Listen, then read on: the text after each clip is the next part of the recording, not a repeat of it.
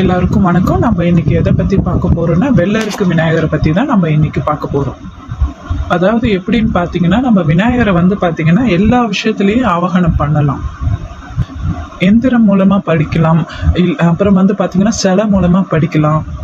வெள்ளருக்கு விநாயகர் பார்த்தீங்கன்னா இது விசேஷமா தனியா இருக்கும். ஏன்னா எப்படின்னு பாத்தீங்கன்னா, வெள்ளருக்கு விநாயகர் பாத்தீங்கன்னா அந்த வெள்ளருக்கு மரம் அதுல செஞ்ச ஒரு இது, அந்த வெள்ளருக்கு பாத்தீங்கன்னா விநாயகருக்கு ஏத்துது அது.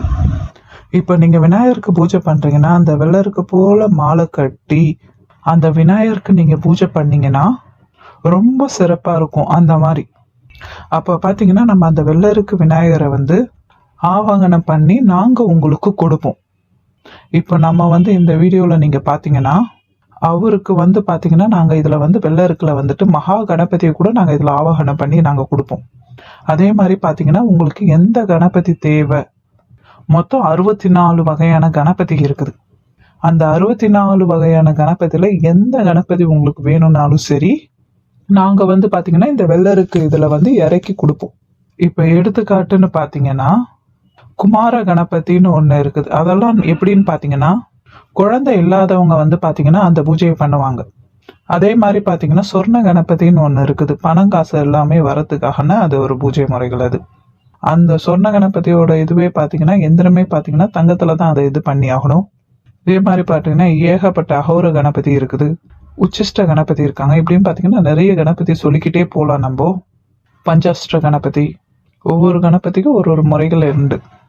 விநாயகரை பாத்தீங்கன்னா நம்ம எந்திரம் மூலமா சித்தி பண்றதுக்கு இந்த மாதிரி ஒரு வெள்ளருக்கு அந்த மாதிரி சிலை மூலமா நம்ம பண்ணும்போது ரொம்ப விசேஷமா இருக்கும்.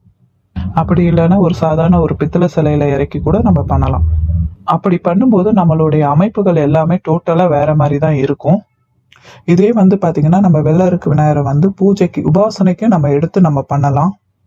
அதே மாதிரி பாத்தீங்கன்னா வெள்ளருக்கு விநாயகர் பாத்தீங்கன்னா பணங்காசுக்கு ஆகர்ஷணம் பண்றதுக்குன்னு ஒரு பூஜை இருக்கு.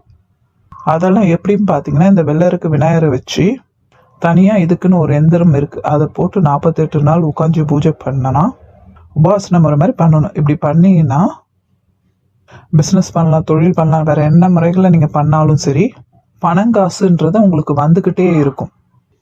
அந்த மாதிரி வச்சு நம்ம இதெல்லாமே நம்ம பண்ணலாம். இப்போ இந்த வெள்ளருக்கு விநாயகர் மூலமா பாத்தீங்கன்னா ஒரு கீழே எந்திரம் மகா கணபதி எந்திரம் வர வச்சு பூஜை பண்ணி நாங்கள் இதில் ரெடி பண்ணி உங்களுக்கு கொடுப்போம். பூஜை பண்ணி நாங்கள் இதெல்லாமே நாங்கள் ரெடி பண்ணி உங்களுக்கு கொடுப்போம். இந்த பூஜை எப்படி பார்த்தீங்கன்னா நீங்கள் பூஜை பண்ணணும்னு அவசியம் இல்லை, நாங்களே உங்களுக்கு சித்தி எடுத்து நாங்களே உங்களுக்கு ரெடி பண்ணி எல்லாமே நாங்களே உங்களுக்கு இதில் கொடுத்துருவோம். அப்படி தான் இதில் நாங்கள் இந்த பூஜை முறைகள் இருக்குது. இப்போ நீங்கள் இந்த பூஜை முறைகள் நீங்கள் எடுத்து கொடுத்துட்டீங்கன்னு நாங்கள் போய் வீட்டில் போய் இதில் பண்ண வேண்டாமான்னு கேட்டிங்கன்னா அப்படிலாம் இல்லை. இந்த விநாயகரை நீங்கள் வாங்கிட்டு எடுத்துகிட்டு போய் வீட்டில் வைக்கும் போது அன்னைக்கு நீங்கள் முதல் நாள் படையல் போடுற மாதிரி தான் இருக்கும். அந்த படையலை நீங்கள் என்னெல்லாம் போடணும், என்ன செய்யணும், எப்படி பண்ணுறணுன்றதை எல்லாமே நானே உங்களுக்கு சொல்லி கொடுத்துருவேன். அந்த படையலை போட்டு நீங்கள் விநாயகரை பூஜை பண்ணிங்கன்னா நல்லபடியாக இருக்கும்.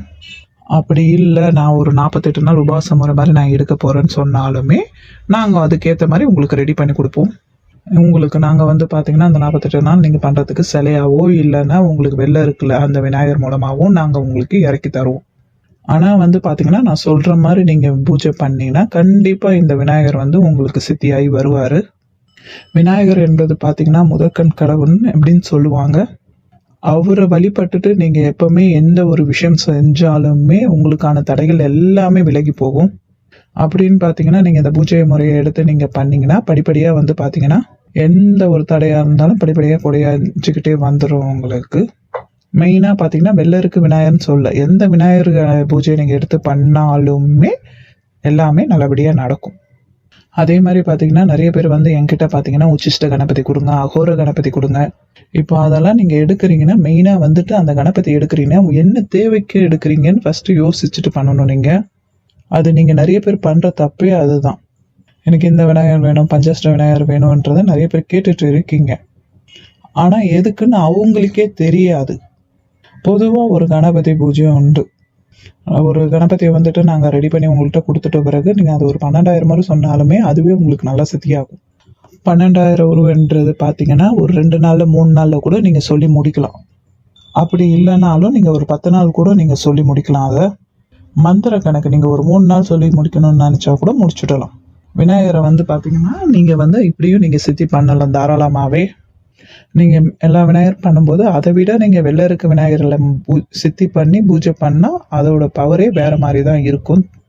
தனி அம்சங்களாக இருக்கும் பார்த்தீங்கன்னா.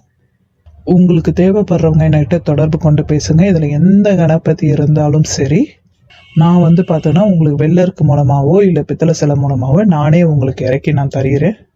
நீங்கள் எப்படி கேட்குறீங்களோ அதில் நானே இறக்கி நல்லா இது பண்ணி கொடுப்பேன். அதில் வந்து சிறப்பாக உங்களுக்கு இருக்கும். நீங்கள் செய்கிற முறை எல்லாமே சிறப்பாக இருக்கும். தேவைப்படுறவங்க தொடர்பு கொண்டு பேசுங்க.